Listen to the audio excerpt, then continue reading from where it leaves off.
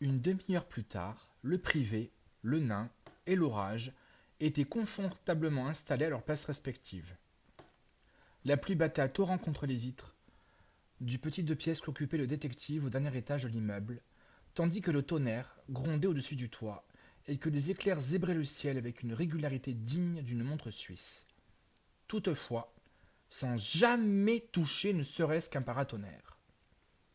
Dick était abachi sur sa chaise, les pieds posés sur le bord de son bureau, au seul endroit qui semblait, malgré tous ses efforts en termes de négligence, rester suspicieusement vierge de toute paperasse, et ce, quoi qu'il arrive.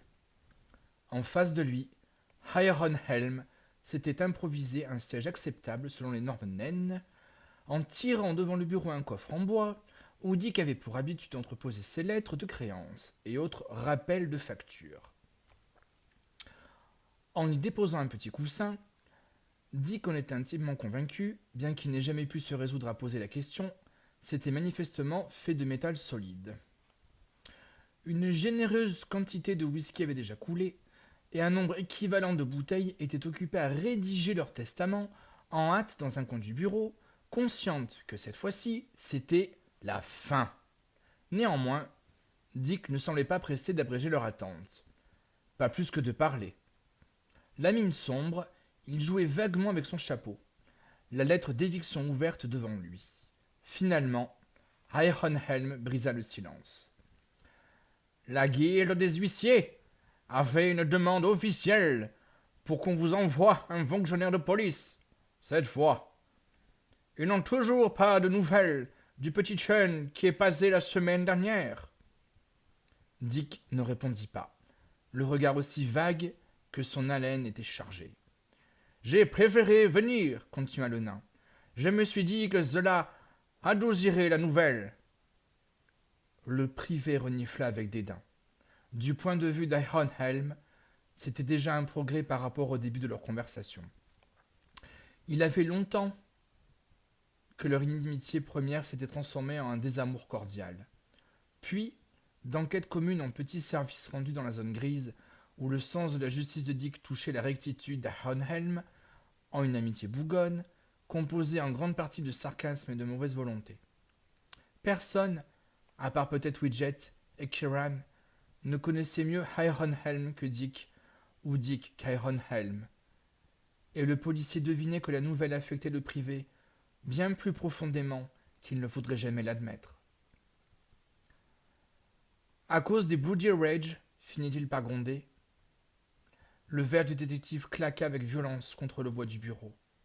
Ses pieds frappèrent le sol, et une bouteille de whisky paniquée n'eut que le temps de tendre ses dernières volontés à ses camarades, qu'elle était déjà lobotomisée et à moitié vidée de sa substance, son étiquette figée en un masque d'horreur.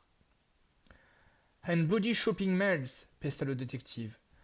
Depuis quand les whisky bottles sont-elles sentientes? Tout se perd, Ironhelm, tout se perd. Ironhelm se contenta de hausser les épaules et de tendre son verre, bien décidé à laisser le détective vider son sac lui-même. Peu importait le degré d'éducation des bouteilles qu'il vidait, tant que le whisky dégainait la langue du privé. Le policier avait suffisamment à faire avec les pelles réelles et les blagues sur les nains et les mines qu'il entendait tous les jours au commissariat pour ne pas vouloir en prendre une métaphorique et creuser hors service. De plus, il était confiant.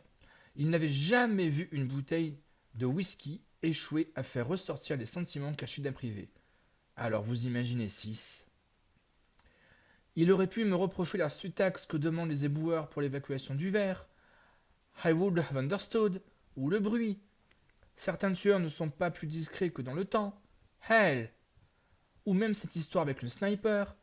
That was bad. I mean. Il a détruit la moitié des fenêtres de l'immeuble, en essayant de trouver la mienne. Poor sod. Il souffrait de dyscalculie, incapable de compter correctement les étages. Mais les orages, Ironhelm, les orages.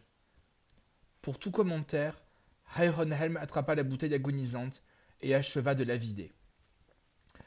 Les orages sont aussi une occupational hazard. J'ai une assurance pour ça. Ce n'est pas plus ma faute si la majorité de mes clients sont des pépées vénéneuses que si des orages se déclenchent quand je réfléchis. That's discrimination.